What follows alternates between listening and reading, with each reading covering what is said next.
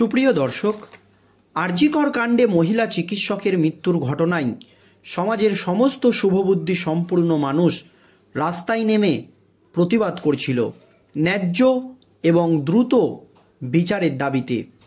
আর এই আবহে কেন্দ্রীয় তদন্তকারী সংস্থা সিবিআইয়ের ভূমিকা নিয়ে প্রশ্ন উঠে গিয়েছে।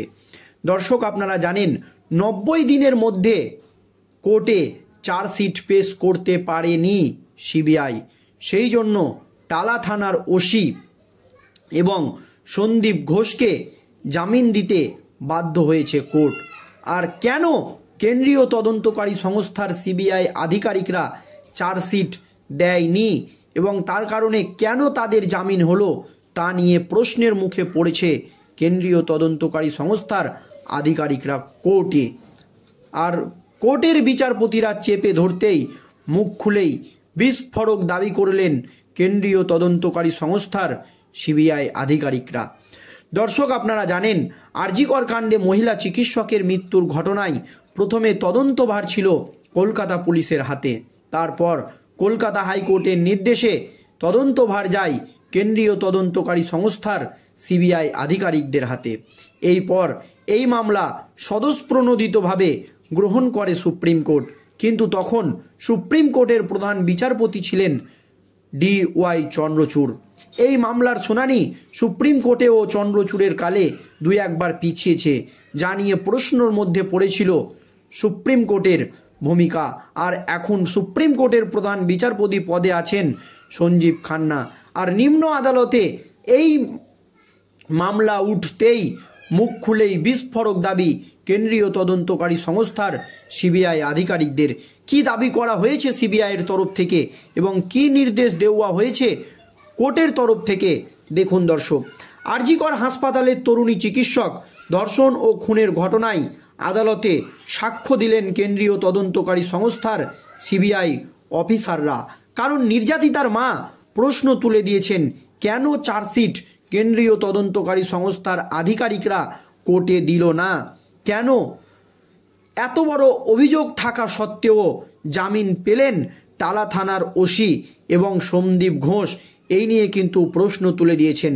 তখনই বিস্ফোরক দাবি বা কি যুক্তি দিয়েছে সিবিআই আধিকারিকরা, দেখুন। শিয়ালদাহ অতিরিক্ত আদালতে বিচারকের আদালতে এই প্রথম সিবিআই তদন্তকারী অফিসারদের সাক্ষ্য গ্রহণ করা হলো। এই মামলায় প্রথম থেকেই আরজিকরের পড়ুয়া এবং জুনিয়র চিকিৎসকদের একাংশের অভিযোগ করে এসেছে বৃহত্তর ষড়যন্ত্রের কারণেই ওই তরুণী চিকিৎসককে ধর্ষণ ও খুন করা হয়েছিল। এরপর সেই হত্যাকে প্রাথমিকভাবে আত্মহত্যা বলে চালানোর চেষ্টা হয়েছিল। পরে হাইকোর্টের নির্দেশে এই মামলার তদন্তভার যায় কেন্দ্রীয় তদন্তকারী সংস্থার সিবিআইয়ের হাতে। তদন্তে নেমে তথ্য প্রমাণ লোপাটের অভিযোগে আরজিকরের প্রাক্তন অধ্যক্ষ সন্দীপ ঘোষ এবং টালা থানার প্রাক্তন ওসি অভিজিৎ মণ্ডলকে গ্রেপ্তারও করেছিল কেন্দ্রীয় তদন্তকারী সংস্থার সিবিআই আধিকারিকরা। তবে 90 দিনের মধ্যে তাদের বিরুদ্ধে চার্জশিট জমা দেয়নি কেন্দ্রীয় তদন্তকারী সংস্থা। এই আবহে দুই অভিযুক্তই জামিন পেয়ে গিয়েছেন। উল্লেখ্য, আরজিকর মামলায় মোট সাক্ষীর সংখ্যা 51। এর মধ্যে মামলায় 50তম সাক্ষী হিসাবে তদন্তকারী অফিসারের প্রথম দফার সাক্ষ্য গ্রহণ করা হয় গতকাল। মামলার শুনানির প্রথম দিনই সাক্ষ্য গ্রহণ করা হয়েছিল নির্যাতিতার বাবার।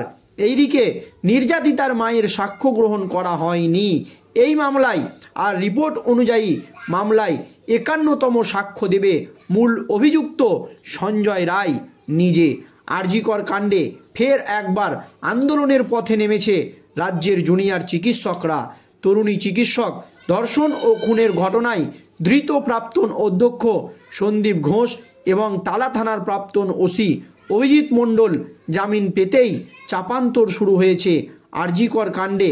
প্রমাণ লোপাট অভিযোগ ছিল এই দুইজনের বিরুদ্ধে, তবে তাদের বিরুদ্ধে সাপ্লিমেন্টারি চার্জশিট জমা দিতে পারেনি সিবিআই। এই বিতর্কের মাঝেই সম্প্রতি সামনে আসে আরও একটি প্রশ্ন।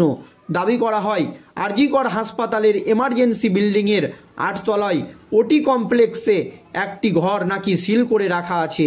কিন্তু কেন সেই ঘর সিল আছে তা জানা নেই। জুনিয়র চিকিৎসকদের। প্রসঙ্গত, গত 9 আগস্ট এমার্জেন্সি বিল্ডিংয়ের 4 তলায় সেমিনার রুম থেকে উদ্ধার হয়েছিল তরুণী চিকিৎসকের মৃতদেহ। তাহলে কেন 8 তলার ঘর সিল করে রেখেছে সিবিআই? এই নিয়ে প্রশ্ন তুলে দিলেন আন্দোলনকারী জুনিয়র চিকিৎসকরা। জানা গিয়েছে, আরজি করের 8 তলায় অর্থোপেডিক, এমনকি পেডিট্রিক, প্লাস্টিক সার্জারি, ইউরোলজির অস্ত্রোপচারের জন্য 4টি ওটি ঘর রয়েছে। অর্থোপেডিক টেবিল 2-এর ঠিক উল্টো দিকের ঘর সিল করে রেখেছে সিবিআই।